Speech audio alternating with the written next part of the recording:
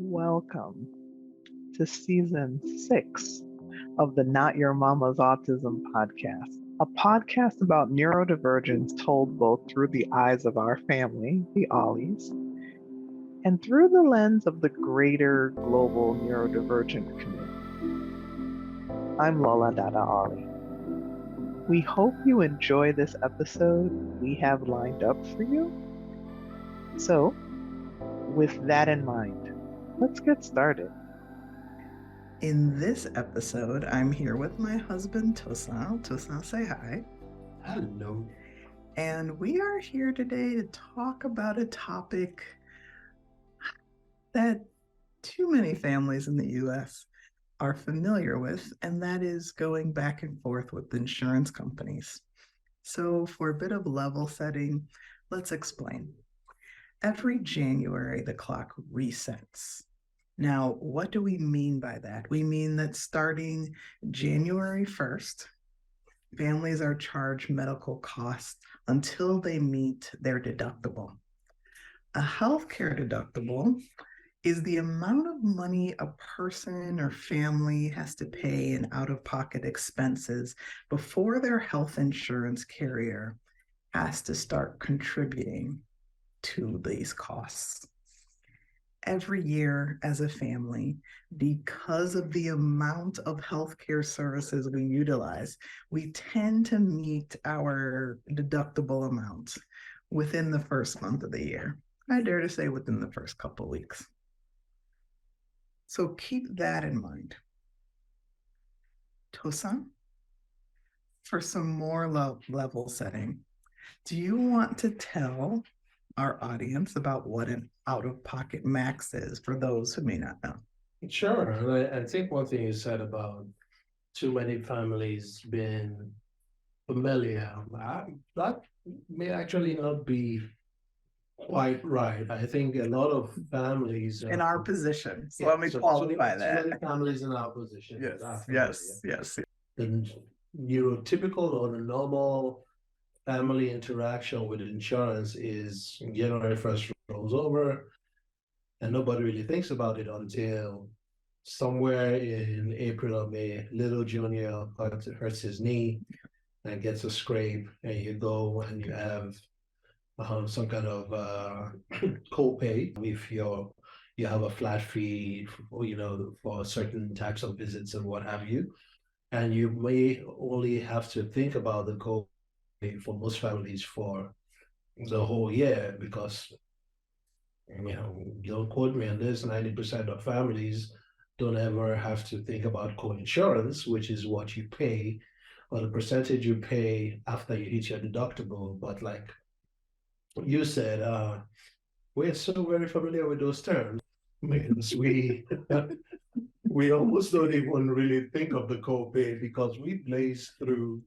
Because we be paying. We pay so quickly that we get to the deductible co-insurance out-of-pocket max conversations, quite frankly, because of Alero, depending on the insurance within the first 2-3 weeks of the year, particularly in Texas, which we'll touch on a bit. But to give folks who are not quite as familiar with the terms, a deductible is the amount you have to pay either as an individual. Baby girl has her own deductible. Then the family has their own deductible to hit, and each deductible is the amount you get to before your insurance comes in alongside you to bear some of the expenses of your medical costs. And it usually varies anywhere from 70%, the insurance takes 70% of the costs, to some extra nice insurances will take like 90 to 95%. And you share that the cost in that percentage until you hit the next threshold, which is on the out-of-pocket max, either as an individual or as a family. So baby girl has her own individual out-of-pocket max, which if she hits it, or not if she, When she hits it. in the first second of the year, then her healthcare is essentially free for the rest of the year, whereas the rest of the family still has to, you know, catch up to get to the family deductible and the family out-of-pocket max, which now that fella is not in as much therapy as he used to, the family deductible, we hit it later. But before, I remember a time not too long ago, we hit both family and individual in a month. Yes. For like deductibles and out-of-pocket tax. And real quickly, when we say that we hit it, it means usually within 30 days of when we hit it, we are expected to come up with the payment for thousands of dollars. Oh, yeah. And actually, it's I should make it a little bit worse. And this is the differentiation with Texas versus the other states we've been in. In most other states, either because there's better protection, I feel like, or there's a better assumption on that the pre-authorization for therapy is almost a formality. And to explain, pre-authorization is a hurdle that insurance puts in front of the providers, where they have to essentially vet and approve that the services are quote medically necessary, which feels a little bit redundant and a little bit absurd, given that we have a child who is intellectually disabled and on the autism spectrum and has speech delays. She doesn't show up every year and go, I still have autism. Yes. That is what it is. Yeah. But insurance makes you essentially re-vet and reassess her like she's a new case being submitted.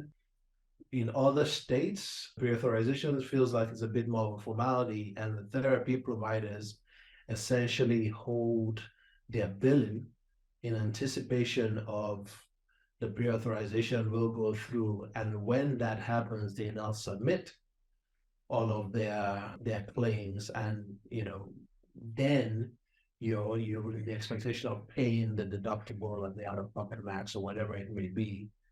It almost comes at once, but that's usually like 21 days, 30 days after therapy has started for the year. Texas is a different beast.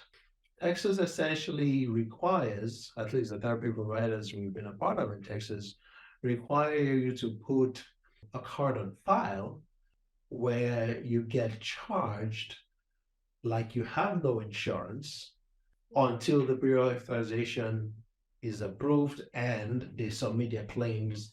Then they will, after the fact, refund you if you overpaid. So, like Lala said, families a lot of times in our situations are out of pocket in the first week of the year, thousands of dollars in anticipation of perhaps a refund, which is weird. Well, That took some getting used to that when takes we some moved getting here. used to. We That call took it some getting the used to. Texas disability tax. What I call it, I'm just slightly that. Cost of doing business here. It's different than some other places, and like for instance, these past couple of weeks we're always on guard because there's a partial monitoring of the bills that are accumulating very quickly, along with monitoring the insurance provider, as well as monitoring the provider to make sure that they're in proper communication with the insurance carrier. Because what can easily happen is the provider will just keep charging. So this time of year, just like you turn into part-time, if not full-time insurance specialists. My second career when I retired could be insurance consultant, personal home office insurance consultant. But yeah, you very quickly learn the case manager from an insurance perspective on your on baby girl's case. Being very quickly establish early communication, ensure that from the therapy side that all of the information that the insurance company needs is submitted. We are blessed and privileged that we have on the therapy side a a BCBA, who Board is certified behavior a board analyst. So certified behavioral she's analyst. our case manager for our daughter's ABA, applied behavioral analysis therapy. She's our case manager. She keeps those trains running on time. So I just want to give. And she is one of the best we've worked with. Yeah.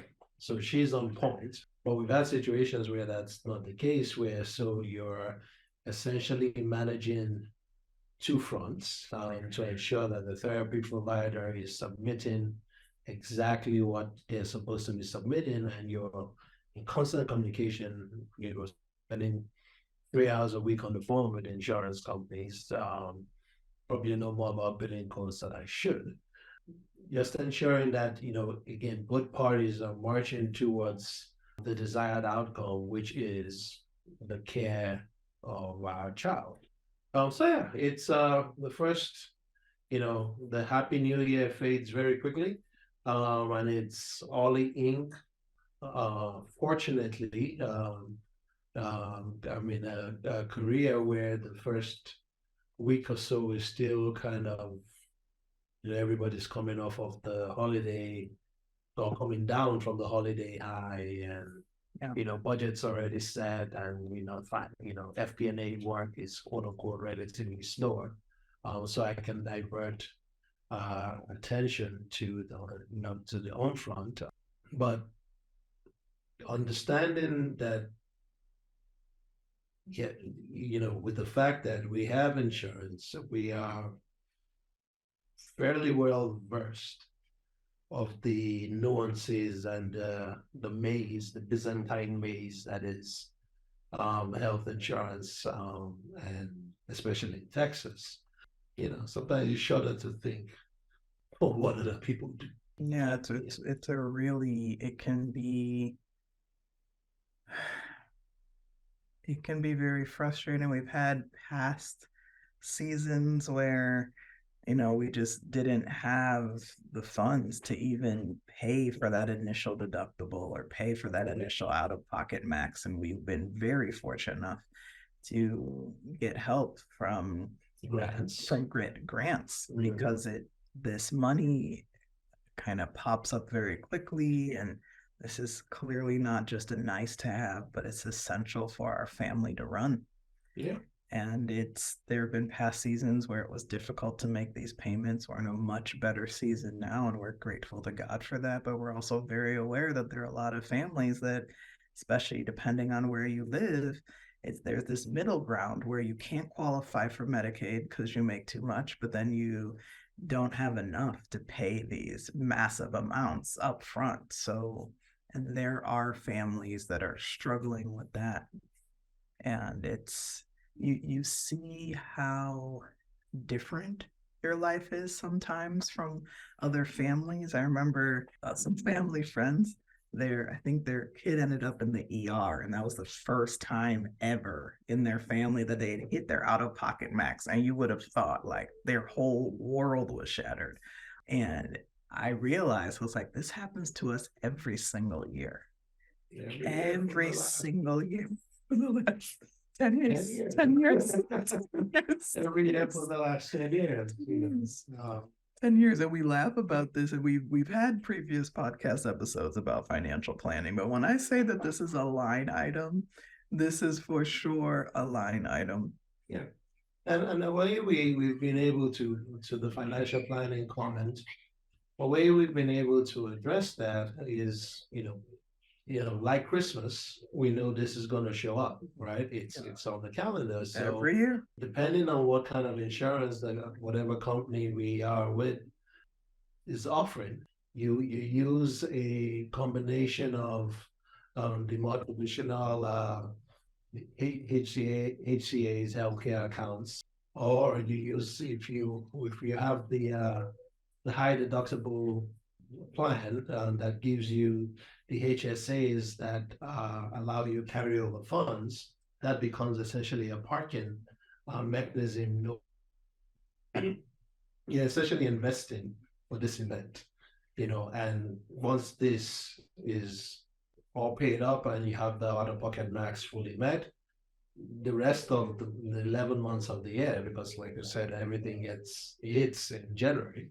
The rest of the 11 months is getting ready, well, next January. And if we do it well enough, getting ready for next January with a little bit of cushion, because you want to get to some kind of cumulative effect where maybe in 2, 3 years time, if out of pocket max don't drastically change, we'll get to a January where it's like, we have enough in there for the next, 2 years or 3 years or whatever you, but out of pocket maxes fluctuate. And of course, if you're investing, you're subject to the whims and caprices of the stock market, Yeah. which is what I've been told. It's interesting, but it also gives us also a mindset for how we set up financial planning, specifically from a healthcare perspective for baby girl post 26, which for now is at least from an insurance perspective, is the cliff age where she drops off.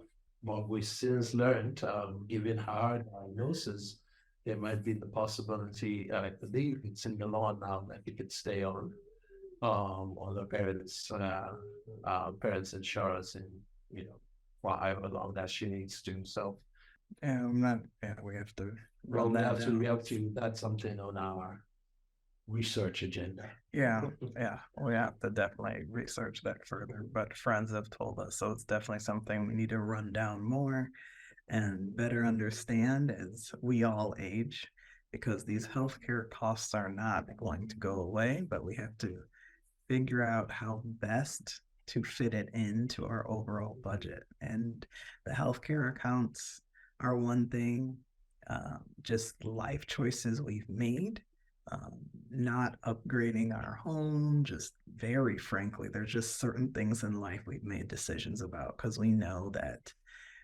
our medical costs are going to be more likely to be a lifetime than just over a season. And that's just what we have to do. That's just what we have to do to care for our children the way we need to. Yeah, absolutely. Margin, right? And that's our one of our themes for the quite frankly for our lives, is the creating margin, physically, financially, spiritually, um, maritally, emotionally. So you don't want to live close to the edge as much as you can. You want to live as far away from the edge as possible. Yeah. Because the kids, like whoever you're caring for, is relying on you for that extra buffer. And they will, when they reach for that buffer, if it's not there, it starts a spin cycle that is difficult to recover from, whatever that, that line is: physical, emotional, mental, academic, and what have you. So it's it's enjoy. And if you hear in the background, that's baby girl. That's baby girl telling us we should be all done. I don't know if you, yeah, so maybe that's our cue to wrap up, because she's telling us she's trying to get in and she's saying all done, all done. So I think it's time to wrap up. But your families, hang in there. Absolutely. Hang in there. If you survive the out of pocket max cliff this year, build some more resilience. Next year will come again. To those who don't have insurance, there's information out there on grants. We were at a situation at one time we didn't have the insurance coverage for baby girl, and it was through research and folks helping us out from a research perspective that we were able to get certain insurance coverage from the healthcare exchange. And that's different now than it was when we first moved. It's not as robust as it was in 2015. And Medicaid, I know a lot of providers don't accept. So very conscious of the challenges. And in some way, this is a conversation where we talk about margin of insurance privileged folks, for lack of a better word. Absolutely. we put one leg in front of the other, and anytime we hit the out-of-pocket max, we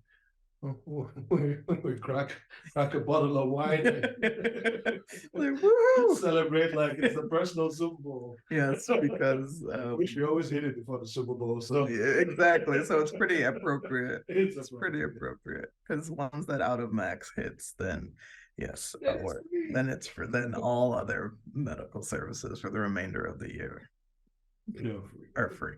So, well, I should put all covered medical services. That part. So we will put in the show notes a link to a grant program for people that use UHC, United Healthcare, just to have that as an example of the type of grants that are out there. And like Tosan said, just hang in there. There's a reason why my motto, if you follow this podcast, if you follow us on social media, it is constantly one day at a time. And that's why we've developed this mindset over time. It's just build resilience over time, because this world is not designed for families like ours. So hope is the audacity of seeking light in the darkness. And that's what our family does our best to do every day. Absolutely. One day at a time, one moment at a time, one step at a time.